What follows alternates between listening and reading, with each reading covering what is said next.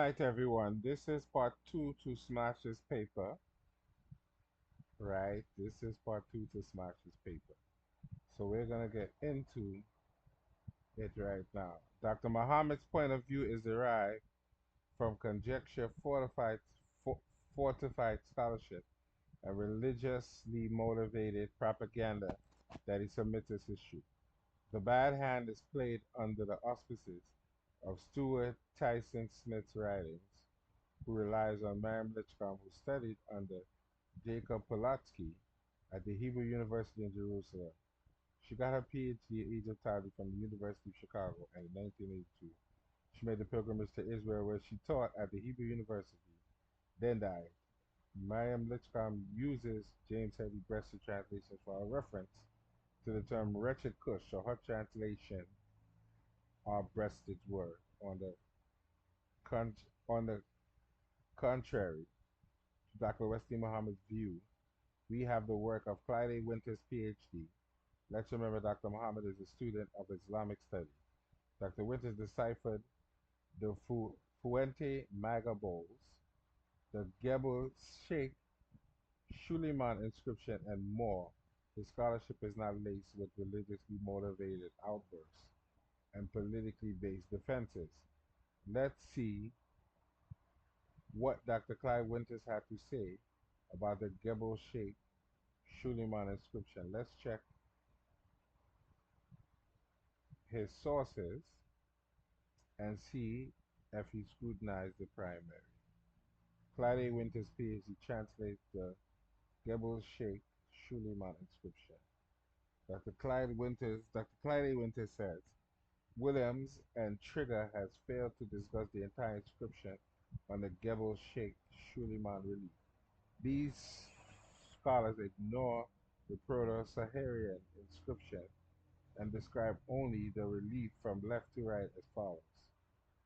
A charrette topped by a falcon looking over a victorious battlefield, sacred bark, and a bound prisoner. But in reality, we find more than these figures on the Gebel Sheikh Suleiman inscription, which appears to date back to the A group period of Nubia over 5,000 years ago. The signs associated with this writing are found at the Vice script, reading the Gebel Sheikh Suleiman signs by interpreting following the Vi syllabary gives us keen insight into the meaning of this inscription.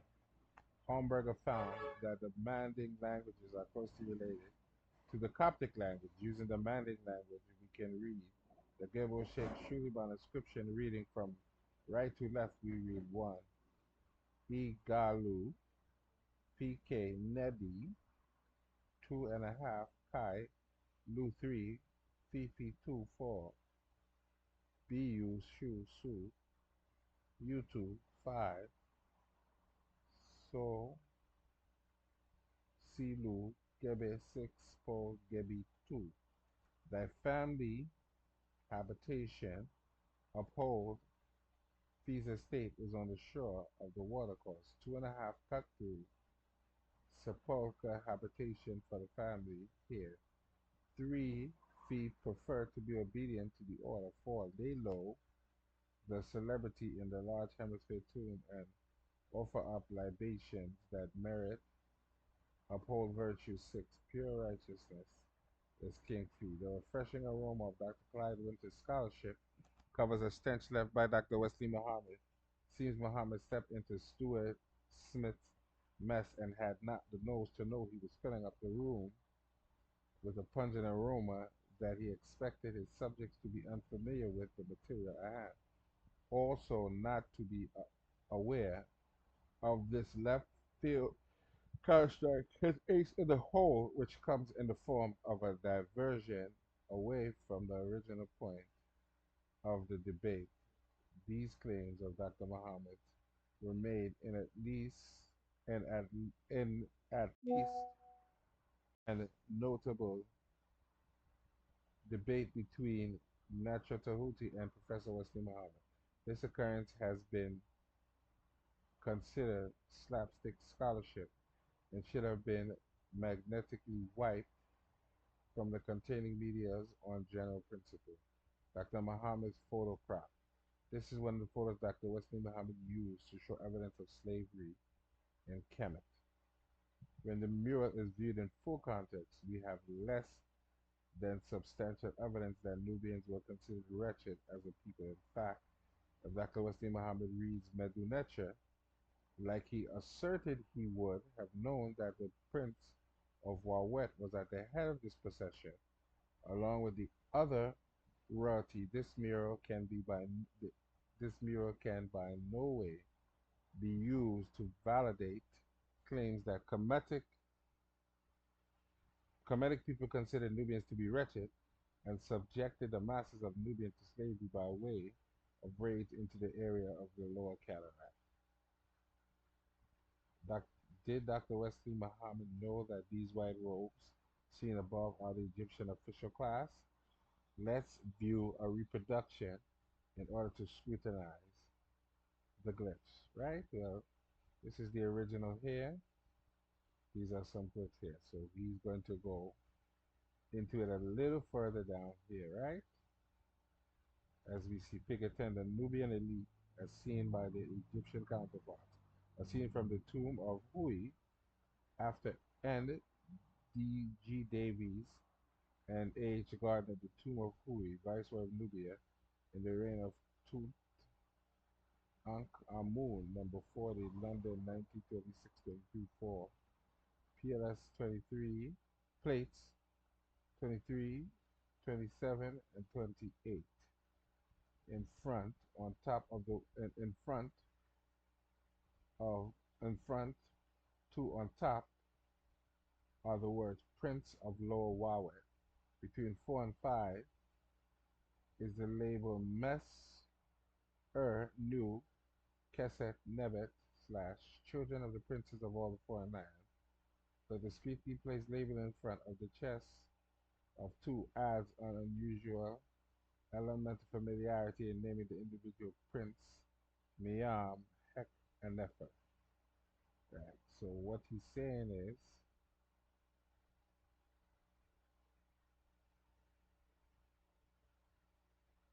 okay, I'm not gonna make no attempt to even read that. In front, all right, all right. Next, we will view a facsimile of the mural from the tomb of Hoi without photo cropping.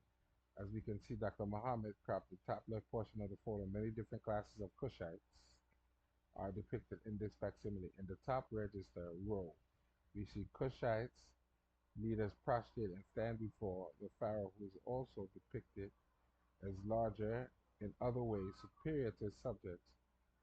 They are rarely dressed in bare precious gifts. Behind the Kushite leaders, we see the sons of the kings of all lands. In the second register, which is considered to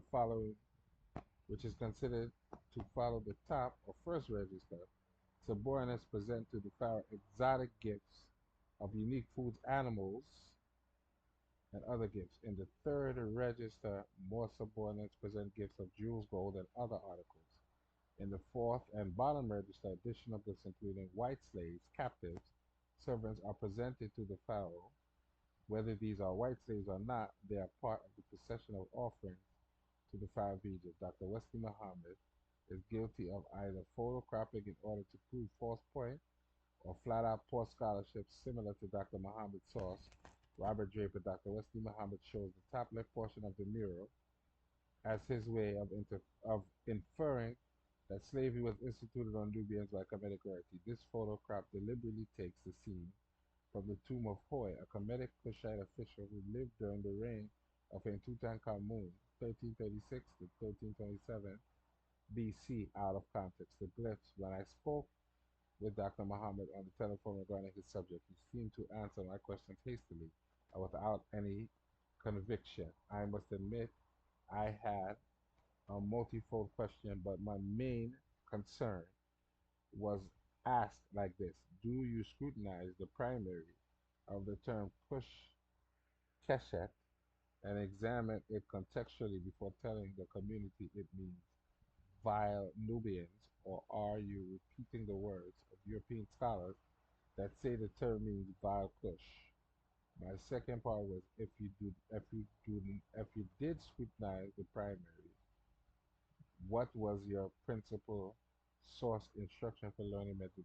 Dr. Muhammad replied that he did scrutinize the primary, and that his principal source instructor was Sir Alan Gardner.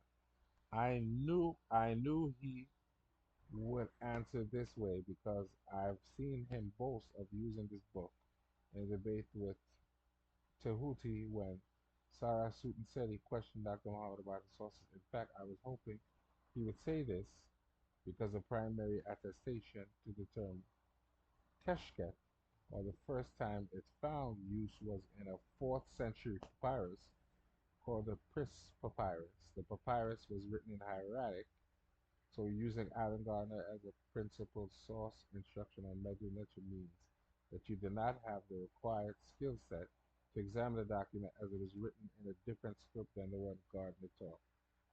So when handing out certificates for Ghetto Scholarship, please do not forget to hand Dr. Wesley Muhammad his token from the communiversity. Raredi in Ankh, Heperu, Emin, Hotep, Rama'at, Neb, Hekhem.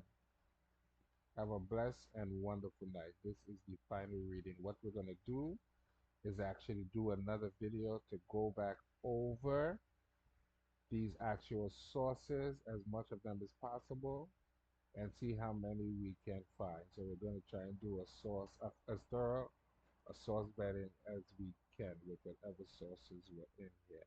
Have a blessed and wonderful night.